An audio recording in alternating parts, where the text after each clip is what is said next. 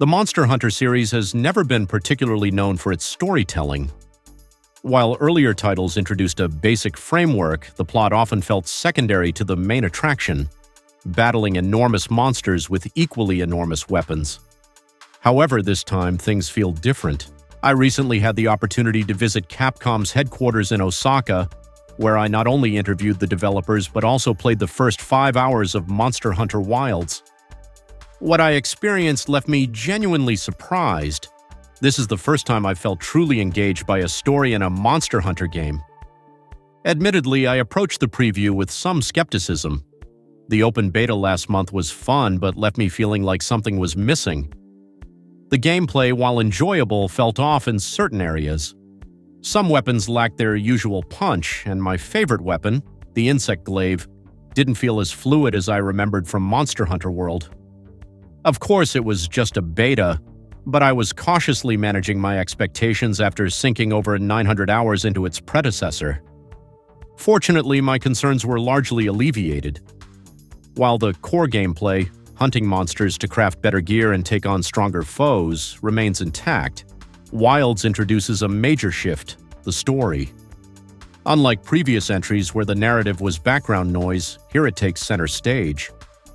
Before diving into the action, I customized my Hunter and Poliso using an editor that offered significantly more options than previous games. You can tweak everything from facial features to eye color, and yes, even give your Hunter glowing demon eyes. While I only spent a few minutes in the editor during the preview, I know I'll lose hours perfecting my character when the game releases. The story begins with a thrilling set piece, rescuing a girl named Nona from a pack of rampaging monsters, leading to an epic chase scene. It reminded me of the bombastic introduction of Monster Hunter World, but this time the narrative remains a focus beyond the opening act.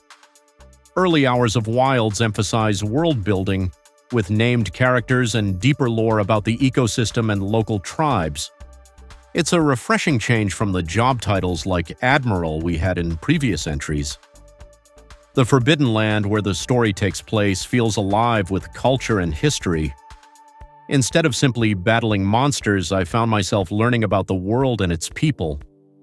The integration of story and gameplay is seamless, with quests flowing naturally as you explore the world, responding to nearby villagers in danger or helping whimsical forest creatures reclaim your camp from a troublesome pink Congalala.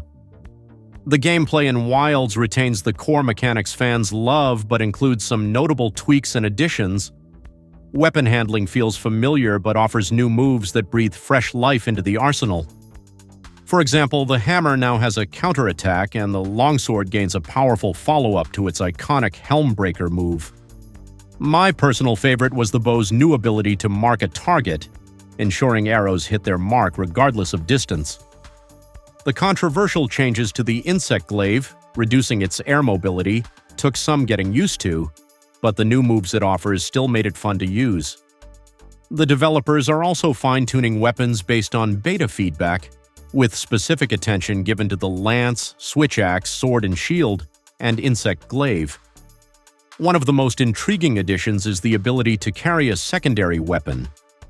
This opens up strategic possibilities, like switching from a greatsword to a hunting horn mid-fight to adapt to a monster's weaknesses. The roster of monsters features an exciting mix of new faces and returning classics. During my session, I encountered the mischievous Congalala, the fiery Quematrice, the web-slinging Lalabarina, and the massive Leviathan Uduna, who crushed me with its sheer size. Combat feels as thrilling as ever, with a new wound system that rewards precise attacks by allowing massive damage on injured spots. The difficulty, at least in the early stages, is approachable for newcomers, but seasoned hunters can expect the usual ramp-up in challenge as the game progresses.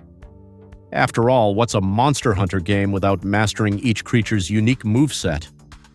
Capcom has introduced several quality-of-life improvements that make Wilds more accessible without diluting the challenge. Players can now take a quiz to find a weapon suited to their playstyle, and a more robust training area teaches essential combos for all weapons. The introduction of a mountable companion simplifies exploration, while streamlined inventory management and intelligent palico support keep the focus on the hunt. Additionally, the absence of traditional loading screens between areas creates a more immersive experience, although the game is not a fully open world. Cleverly designed corridors mask transitions between zones.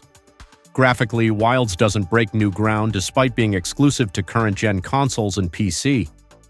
While the game's environments are rich with detail, some textures and animations feel dated. That said, the version I played was still under development, and the team assured me they're optimizing performance for launch. On the PS5, the build ran smoother than the beta, with only minor stutters. After spending 5 hours with Monster Hunter Wilds, I'm genuinely excited for what's to come. While it's not a revolutionary departure from the series, the refined gameplay, deeper story, and new mechanics make it feel fresh. For longtime fans, it's a continuation of what we love.